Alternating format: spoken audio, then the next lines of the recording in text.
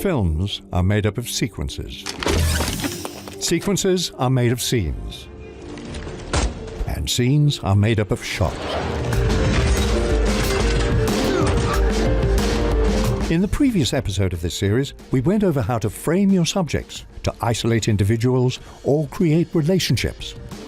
But as shot size and framing are decided, you'll need to consider camera height. Specifically, the angle of the camera. This is episode 3 of the shot list. Camera angles.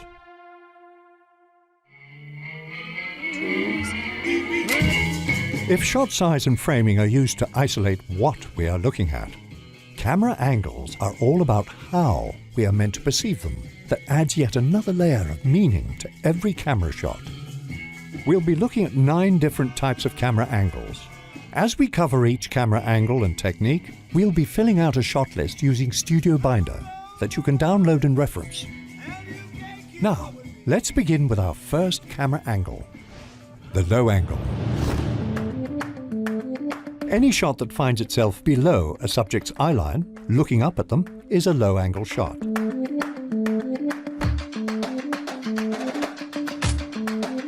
Low angle shots are typically used to make a subject look more powerful, perfect for heroes and villains alike. The degree can be subtle or extreme. Low angles are not confined to human subjects like in 2001, but the effect is the same. Let's look at the scene. Man, that lousy Mufasa. Man, I hate lions. So pushing and hairy. And man, are they ugly. Oh, surely we lions are not all that bad. Oh, Scars, just you. Consider this low-angle shot of Scar. Everything about this shot spells villainy. The color, the smoke, the darkness, the expression. But it is the low angle that brings it all together. For more on the low-angle shot, check the description for our video where we break down how to use a low angle in more detail. Up next, a complementary angle often paired with the low angle, the high angle shot. While low angle shots can pump a character up, high angle shots can beat them down. You will rise from the ashes! High and low angle shots are often paired in the same scene to heighten the imbalance of power between subjects. High angles are typically used to diminish a character, making them appear weak or vulnerable. An extreme variation of the high angle is the aerial shot, typically used to establish environments, cities, landscapes, or to present characters moving through a larger world. Starborn 3 headed northeast. What, did you stop for drive-through? For a rather extreme example of a high-angle shot, we look to the Avengers. A powerful hero needs a powerful villain. And what better way to challenge our muscle-bound protagonists than a threat that dwarfs them? In the description, you'll find a link to our high-angle video essay where we break down how to use this towering shot to convey narrative or character details and elicit a viewer's emotional response. When high angles approach 90 degrees above the subject, they become the overhead shot. An overhead shot, also known as a bird's eye view or a God's eye view, finds the camera directly above the subject, shooting straight down. Overhead shots are great for showcasing complex movements, and they could suggest a connection to the divine. Consider this moment from The Master.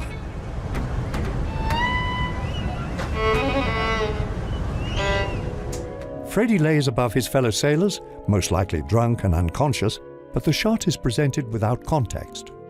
All we see is a character who is disconnected, in more ways than one.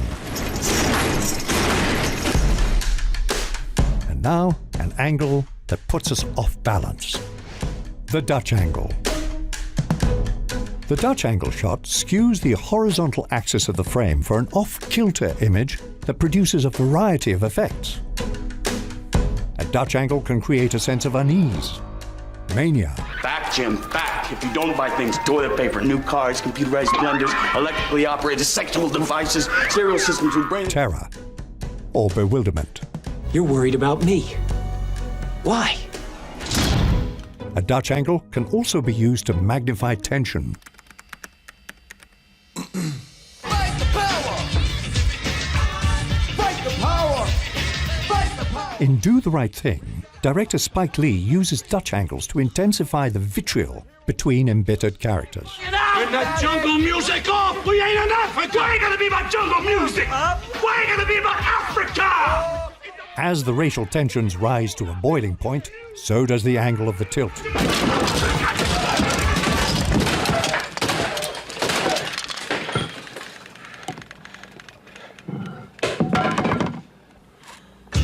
But there are nuances to properly set up a Dutch angle for maximum impact. Check the description to our video essay where we break down Brian De Palma's Dutch angle from this scene in Mission Impossible. You want to shake hands with the devil, that's fine with me. I just want to make sure that you do it in hell. Moving on. The eye level shot.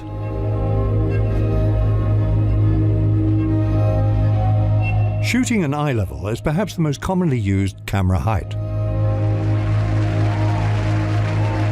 For the audience, it is the most natural height to regard a character. An eye level shot doesn't impose judgment on a character in the way a high or low angle shot does. But that doesn't mean it can't be engaging or dynamic. An IPO is an initial public offering. It's the first time a stock is offered for sale to the general population. In The Wolf of Wall Street, Jordan Belfort delivers this monologue straight into the camera at eye level. Look, I know you're not following what I'm saying anyway, right? That's okay, that doesn't matter. The real question is this: was all this legal? Along with breaking the fourth wall, creates an instant connection to Jordan and his scheme. For more on the fourth wall, check the description for a video essay on how it can be used to create an instant rapport with your characters. Now, if we drop just a little below the eyes, we land at our next camera height. The shoulder level shot. If eye level is the most common and neutral shot height, then shoulder level is the runner-up. The lower position gives the illusion of a slightly low-angle shot without its heavier connotations. Shoulder level shots are often used during conversations and frequently become an over-the-shoulder shot, or OTS. They can also emphasize a height difference, which translates visually to a power difference. Whoa! Damn! In a romantic situation, the barely upturned eye line can enhance an affectionate glance. In our OTS video, we break down this scene from Westworld. In the beginning, I imagined things would be perfectly balanced. To illustrate how camera placement can connect or disconnect your characters. On to our next camera angle. The hip level shot. The hip level shot can be found in every genre, but it makes its home in the Western, often in conjunction with a cowboy shot, which we covered in episode 1, Shot Size. The principal reason for this is because gun holsters rest at hip height. Let's look at Sergio Leone's The Good, the Bad and the Ugly. Leone jumps between various hip-level holster shots and eye-level extreme close-ups to create an iconic sequence that is as exciting as it is tense.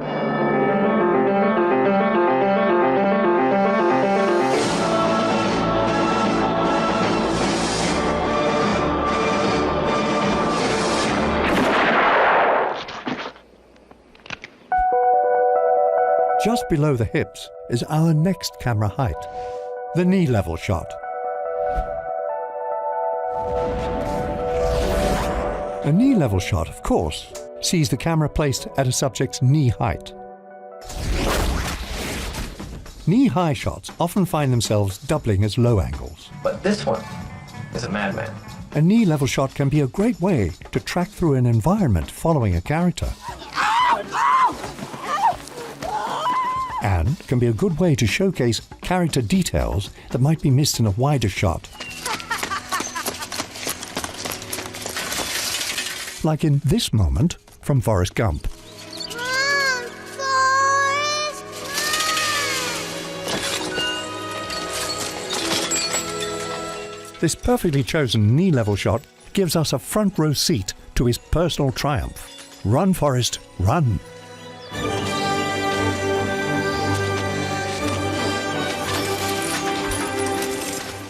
Now, our final category, the ground level shot. A ground level shot finds the camera placed all the way down on the ground, or sometimes even slightly below ground. Ground level shots often double as low angles if there is any degree of upward tilt. Shooting from ground level can be a stylish way to track a character's movement through a scene, or to capture details within the setting. The Shining features one of the most iconic ground level shots of all time.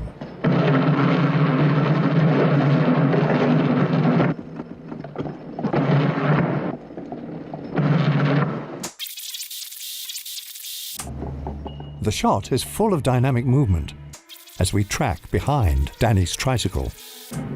The iconic carpet pattern and engrossing sound design keep us intrigued by this lengthy shot.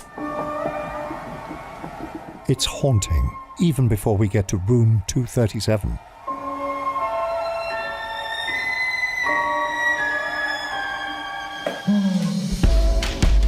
So when you sit down to create your shot list, consider how the camera angle, or height, affects the messaging. Be creative with your choices, don't just settle for what's expected. And don't worry about remembering all of these camera angles. If you're using our shot listing software, all of these options are built in. Mix and match, try different combinations of shot sizes, framing, and angles. Get creative. You can find a link to Studio Binder in the description. It's free to get started. You'll also find a link to this full shot list and storyboard. Use it as inspiration for your next shoot. In the next episode of the shot list, we'll turn attention to camera focus, or depth of field, and how they can be used to draw the audience in. That's it for now. It's time to take your shots to new heights.